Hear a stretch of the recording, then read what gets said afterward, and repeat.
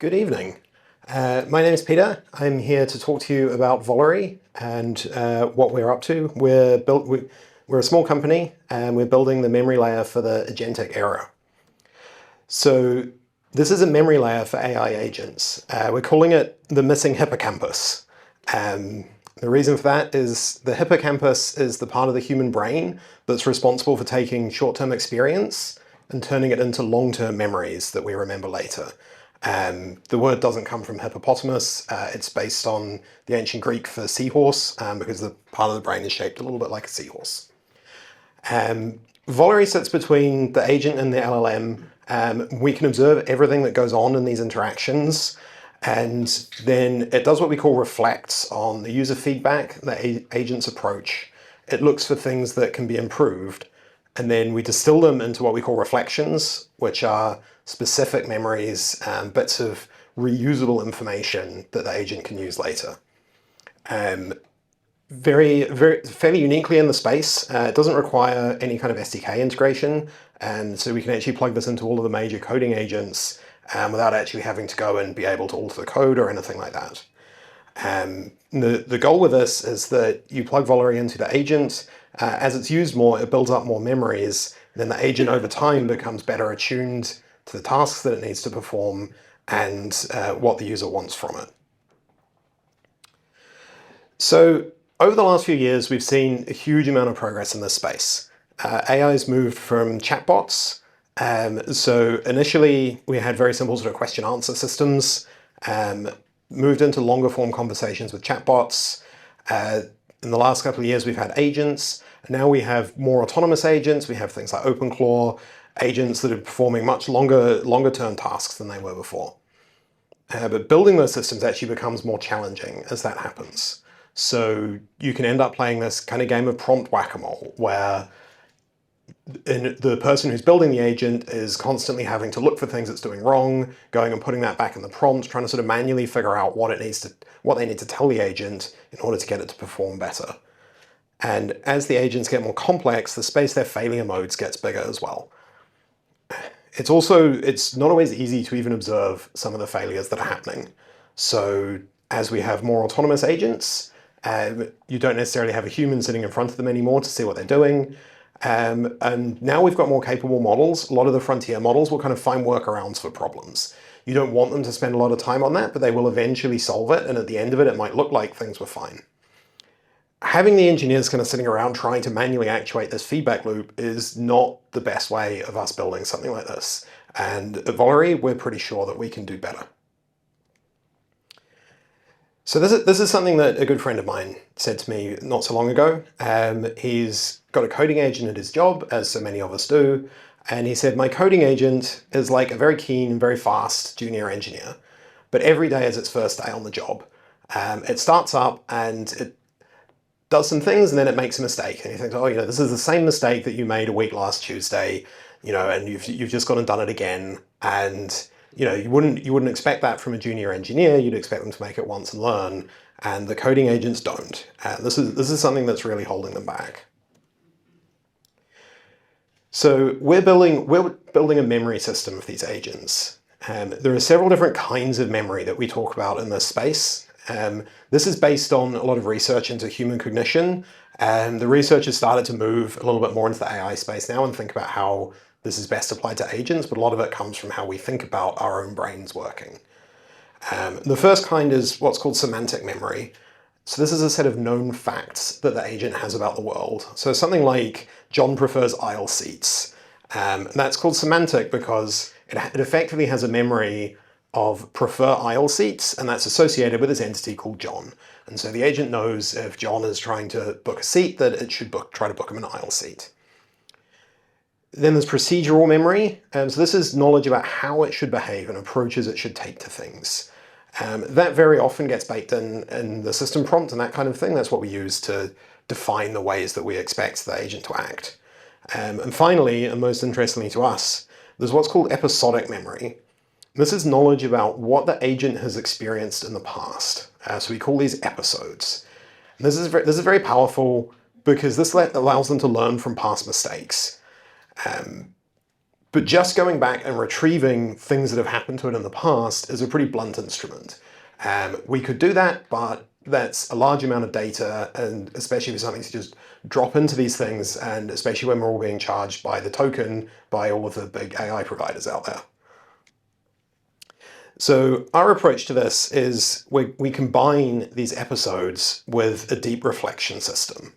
So we preserve all of the episodes that we can find, the ones that we think are interesting and relevant across all kinds of disparate agent conversations. So these don't have to be a single session or anything like that. They can be disconnected in time on a single agent. We then operate asynchronously across them to try to produce what we call reflections, which are basically records of these kind of transferable lessons. So we distill them down into something that it can learn from it. But also crucially, they remain linked back to these original episodes. So as more episodes accumulate, we can actually go back, we can compare them, we can update the reflection if something's changed. In some cases, we may actually negate them. So there might be a case where we say, oh, this actually isn't relevant anymore. You learned really, really well how to do this thing, but now there's a new version of the software out there and they fix that. You don't have to do it anymore. This turned out to be quite a tricky distributed system engineering challenge. Building the infrastructure to do all this actually isn't that simple. So for us to be able to sit between the agent and the LLM to consume all these conversations and to be able to pass all that through to it at the same time as being able to go away and reflect on all of these things at scale has been quite a journey for us. So I'm going to give an example of what an episode might look like, and this is essentially the story of something that really happened, but I've squashed it down slightly to fit a few of these slides. So I was having some issues with tests failing after I'd made some code changes. This obviously happens very, very rarely, but it did happen this one time. And so I asked Claude if he could take a look. And Claude obviously says yes, and jumps in, and then decides there's something wrong with how I've defined this variable, and he thinks it shouldn't compile, and is a bit confused about why exactly this doesn't compile and what's going on.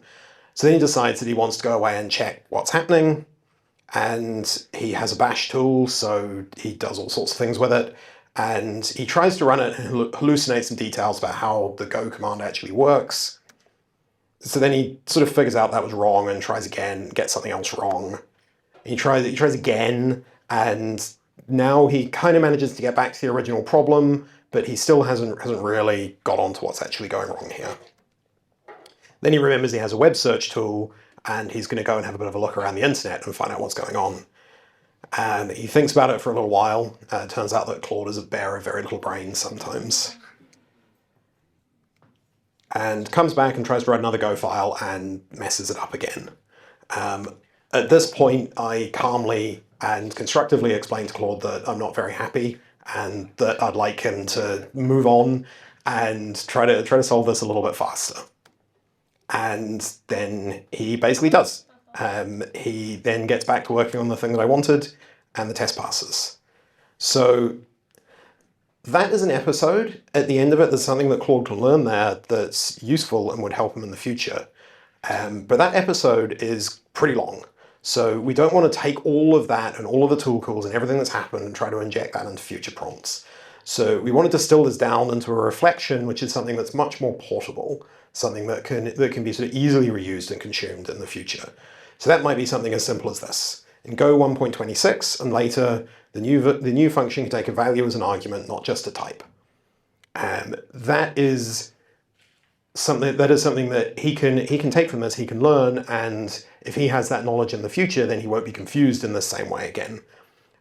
This is something that we actually do as an asynchronous background process, which is actually an agent in itself. So it has access to these episodes, it explores them, can identify particularly relevant or particularly promising cases, and it can discard irrelevant ones as well. So it goes through, it's able to work on all of these.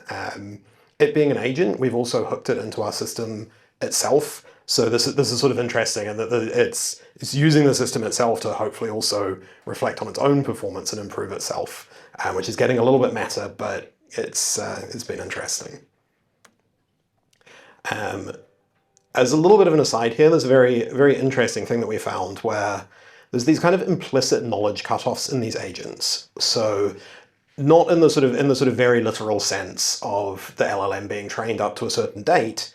So in this case, Claude or Opus or whatever isn't aware of language changes in the latest version of Go, and that's a little bit over a month old, so it's pretty new. But there are a lot of similar patterns with other things that are up to a couple of years old. And the reason for this is that these models get trained on a huge volume of open source code. Thanks very much, GitHub.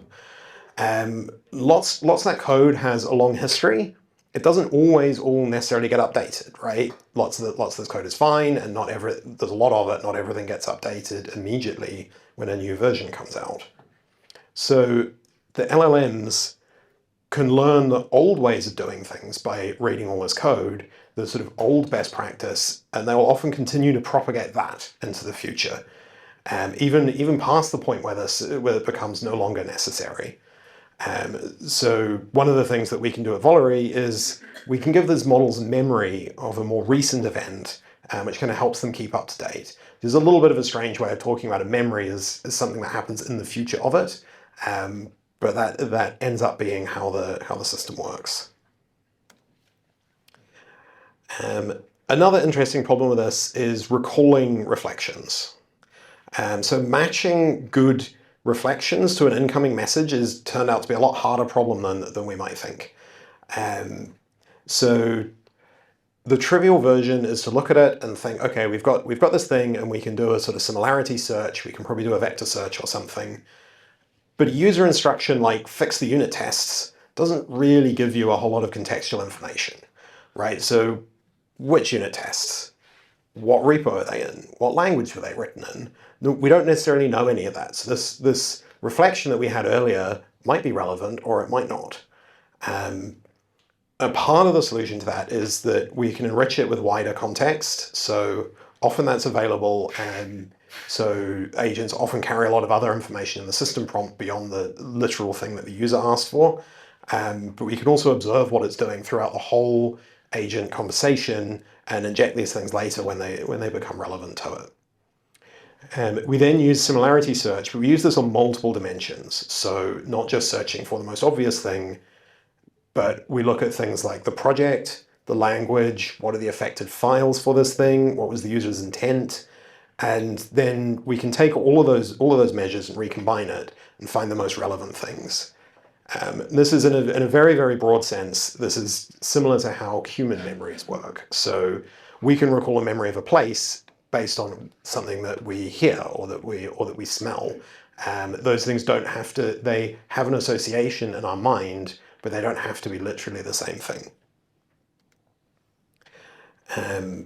So this is a very, very quick screenshot of some of this in practice, some of the detail that our agents pick up.